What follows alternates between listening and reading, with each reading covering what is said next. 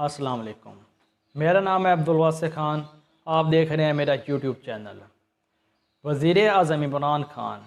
جو کہ ان کا ہمیشہ سے یہی منشور رہا ہے اور ان کی پارٹی اسی وجہ سے حکومت میں آئی ہے کہ ان کا دعویٰ تھا کہ ہم پاکستان سے کرپشن ختم کریں گے۔ عمران خان تقریباً پچھلے 23 سال سے اسی بیانیے کو لے کر چل رہے تھے کہ جب بھی ہم حکومت میں آئے تو کرپشن ہم ختم کر دیں گے، لیکن جب سے عمران خان کی حکومت آئی ہے، عمران خان کے قریبی وزراء اور قریب ترین سمجھے جانے والے ساتھی بے شمار کرپشن کے الزامات کی زد میں آئے ہیں۔ گزشتہ دنوں ایک رپورٹ شائع ہوئی جس میں جو رنگ روڈ راولپنڈی سے اسلام آباد کا تھا، اس میں اہم انکشافات کیے گئے۔ یہ رنگ روڈ تقریباً 40 ارب روپے جو انیشلی تخمہ تھا اس کا لگایا گیا تھا، لیکن بعد میں اس میں تقریباً 25 ارب روپے کا اضافہ کیا گیا۔ تو اس میں زلفی بخاری، اسحاق خان اور بے شمار وزراء کا نام آ رہے ہیں، جو میں آپ کو بتاؤں گا کہ اس کا بیک اینڈ کیا ہے، اس کے معاملات کیا تھے۔ دوسری طرف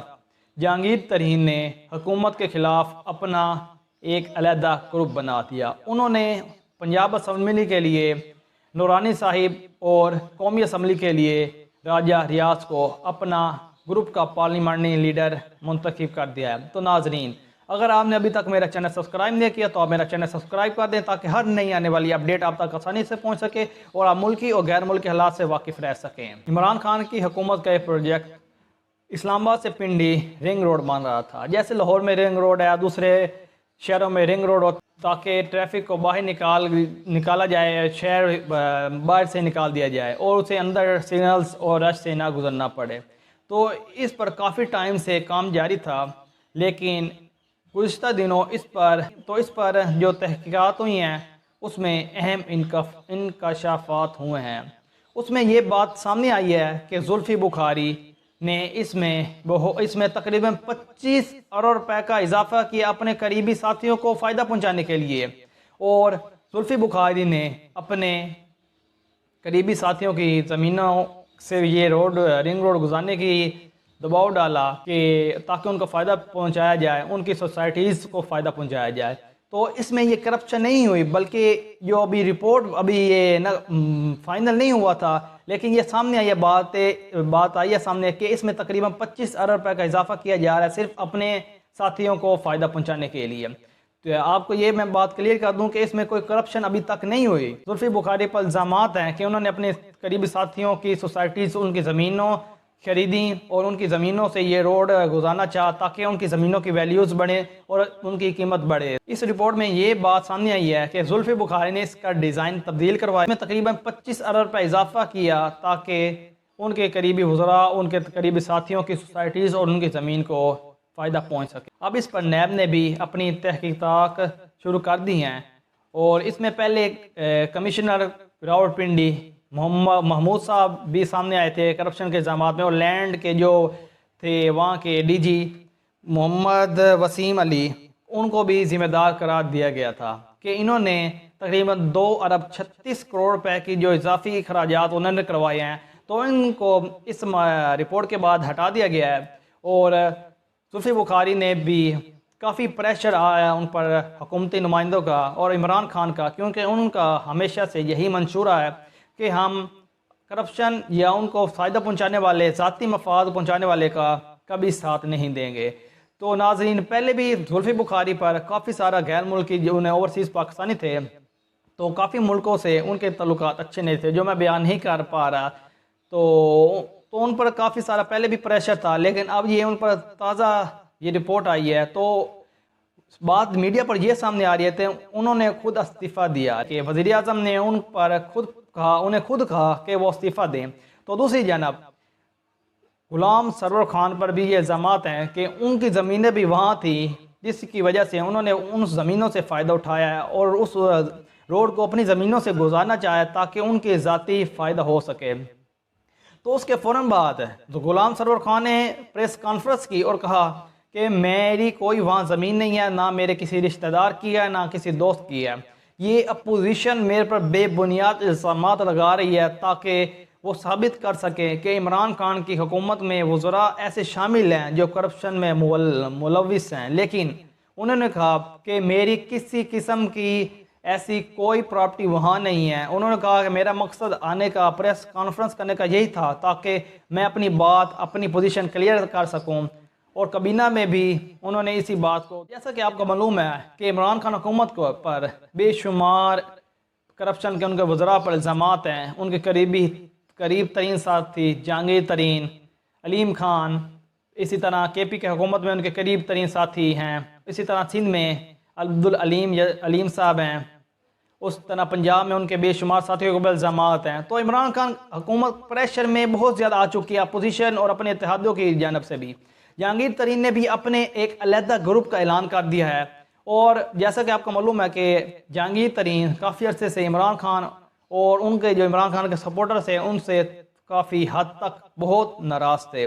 تو انہوں نے جب بھی کورٹ میں پیشی ہوتی تو تقریباً 25، 30، 35، 40 تک ان کے ساتھ قومی اور صوبائی اسمبلی کے ممبران آتے رہے ہیں تاکہ حکومت پر دباؤ ڈال سکیں کہ جہانگیر ترین کو ریلیف دیا جائے۔ اگر جہانگیر ترین اتنے ہی صاف اور شفاف تھے تو انہیں کورٹ کا سامنا کرنا چاہیے تھا، اور کورٹ سے اگر کلیئر ہو جاتے تو آ جاتے حکومت میں، عمران خان کے سامنے ثبوت دے دیتے میں کلیئر ہو چکا ہوں۔ لیکن ظاہری بات ہے کوئی دال میں کالا ہے، تو حکومت پر اتنا پریشر ڈالا جا رہا ہے کہ ان پر دباؤ ڈالا جا رہا ہے، اور آج علیحدہ گروپ کا اعلان کر دیا گیا ہے۔ اور جہانگیر ترین گروپ کے ایک ممبر جو صوبائی اسمبلی کے ممبر ہیں، نذیر چوہان، انہوں نے یہاں تک کہہ دیا کہ اگر عمران خان نئی بھی ہیں تو پھر بھی ترین کے انصاف ہے اور وہ پھر بھی چلتی رہے گی۔ لیکن حکومتی نمائندے کہ ایک اہم اور ان کے قریب ترین اور بہت بڑی پوزیشن والے ممبر نے کہا ہے کہ عمران خان ہے تو طریقہ انصاف ہے، عمران خان نہیں تو طریقہ انصاف نہیں۔ تو جہانگیر ترین نے دوبارہ آج کورٹ میں پیشی تھی، انہوں نے کہا کہ ہمارا کوئی علیحدہ گروپ نہیں ہے، ہم حکومت کے ساتھ ہیں اور ہم نہیں چاہتے کہ حکومت پر کسی قسم کا پریشر ڈالے، لیکن ان کے ساتھیوں کی طرف سے ہم پر پریشر ڈالا جا رہا ہے، جو میرے ساتھ ممبران ہیں ان پر، اور ان کے حلقے میں دباؤ ڈالا جا رہا ہے، ان پر بے بنیاد الزام لگا کر ان پر پریشر ڈالنے کی کوشش کی جا رہی ہے۔ یہ جہانگیر ترین کا الزام تھا جو انہوں نے آج کورٹ میں بیان کیا۔ دوسری جانب جہانگیر ترین نے اپنے علیحدہ گروپ کا بھی اعلان کر دیا، ان کے پارلیمانی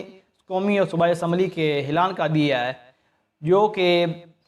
پنجاب اسمبلی میں انہوں نے نورانی صاحب اور بکھر کے مضبوط ترین خاندان ہیں، وہ تقریباً وہاں کے جو ایریا کے کل ملا کر 6 سیٹوں ان کے پاس ہی آتی ہیں ہر دفعہ، اور وہ وہاں کے بہت مضبوط امیدوار رہی ہیں۔ تو ان کا دعویٰ ہے جہانگیر ترین کا کہ ہمارے پاس 5 سے 10 قومی اور صوبائی اسمبلی کے مزید ارکان شامل ہونا چاہ رہے ہیں۔ تو انہوں نے حلف بھی لیا ہے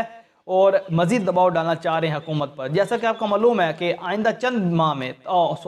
دنوں میں، ماہ بھی نہیں رہ گئے، چند دن رہ گئے ہیں، بجٹ آنے والا ہے۔